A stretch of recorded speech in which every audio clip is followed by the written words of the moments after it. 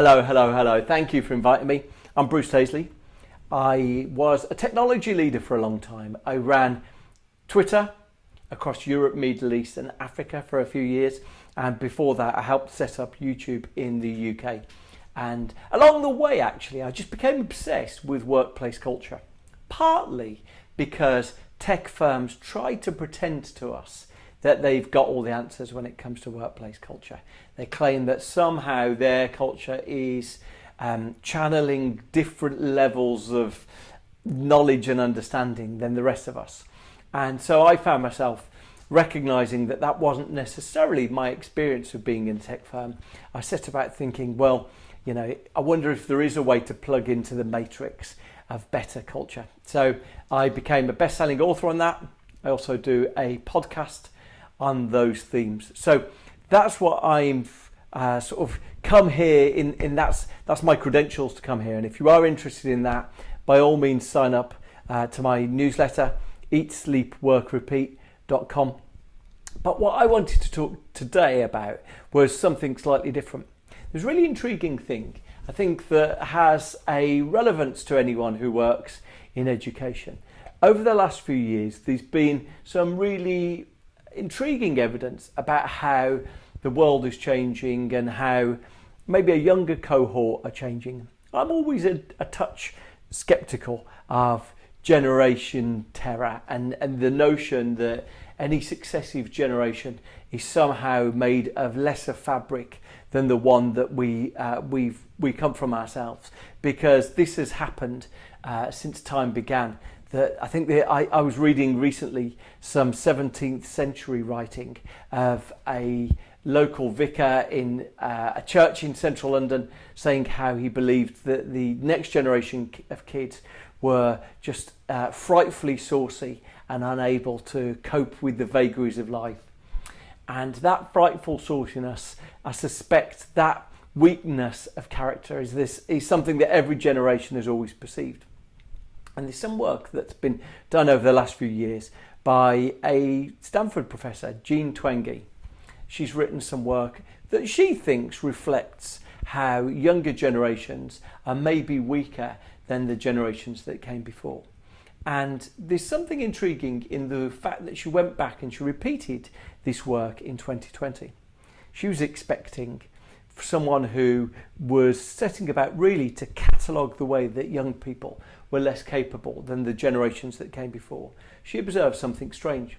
So drawing her evidence in the end of June, so maybe after most people in the places that she was looking, but also most people around the world, had been sheltering at home in some degree of lockdown for 3 months. She was expecting to witness that young people's mental health was worse and their resilience had suffered. In fact, she discovered something very different, that young people, not universally, but young people who identified with their family and young people who felt included into their family group had seen their resilience, had seen their well-being go up.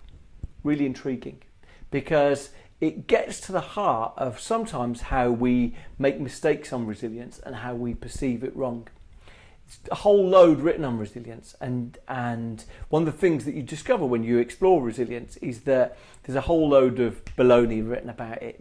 It's an area that is of such fertile interest that people often are fortunate to get their own theories out of the door and to establish their own philosophies that often don't stand up to scrutiny when scientific papers are written on them. But the one thing that we do know is that generally when people exhibit a resilient response, it's when they feel part of something bigger than themselves.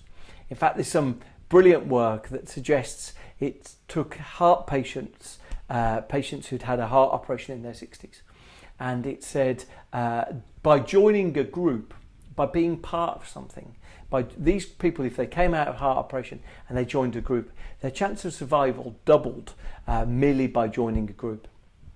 And from that stat, there's something that I think coheres with the fact that we just heard about teenagers, that teenage resilience, if they felt part of a family, went up.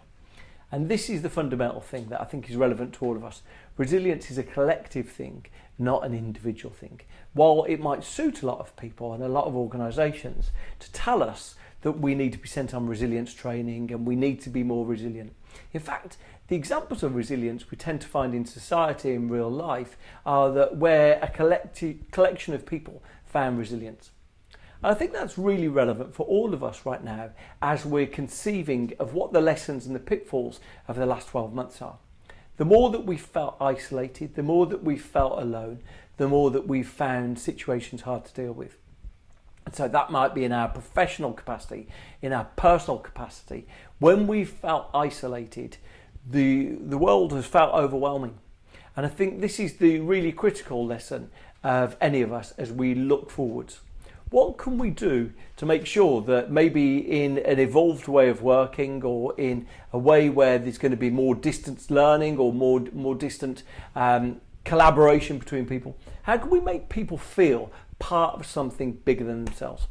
And this is why I think the most critical element of any of us thinking about the world of work and the world of actually getting our job done going forwards is about thinking how can we respect that sense of shared collective identity, that sense of community that good work often creates for us.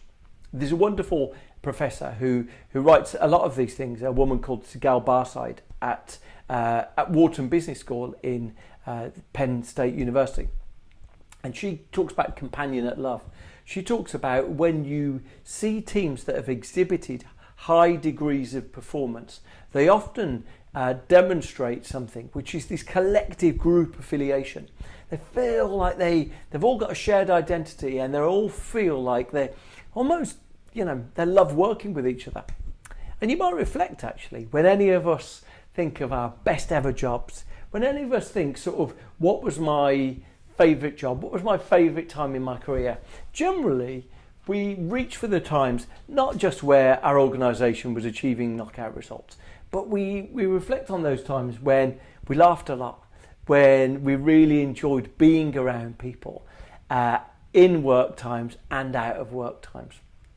And we found ourselves really sort of feeling that we were bonded with something.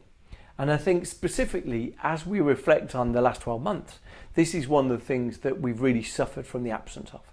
We've got our little units of work done, we've got the job done, but we haven't felt the bond that maybe we did with our colleagues or with the people that we're teaching. We haven't felt that affiliation.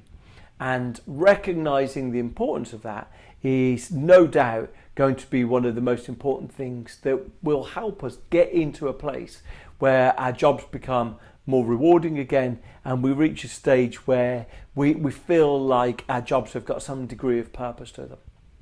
So I found myself over the last 12 months writing a lot of stuff on resilience and really researching resilience. And what you generally discover is resilience is built on three things. It's built on a sense of personal control. We often feel less resilient when we look at our calendars, our timetables, our schedules, and we feel we've got no room to do our job and there's more demands coming at us. A sense of control is really critical. A sense of personal identity, and that's about telling our own story in a coherent way. It's about asserting who we are and and the pride that personal narrative, that personal identity gives us. And finally, it's about a sense of community. And that's really about shared collective identity. It's about feeling that I'm doing a job that I feel proud that the people I associate with, the people I'm doing it with, feel the same spirit as me. And for any of us, as we're reflecting going forwards, we probably need to be mindful of these three critical ingredients. But I think, if there's one lesson that I've learned over the last 12 months is that resilience is a collective strength. It's not an individual strength. All of us are stronger than any of us. And I think it's really critical for all of us going forwards to think about how we can channel that sense of collective strength, that sense of shared social identity, because it seems to be the ingredient that is going to give us the staying power to keep doing our job in the best way possible.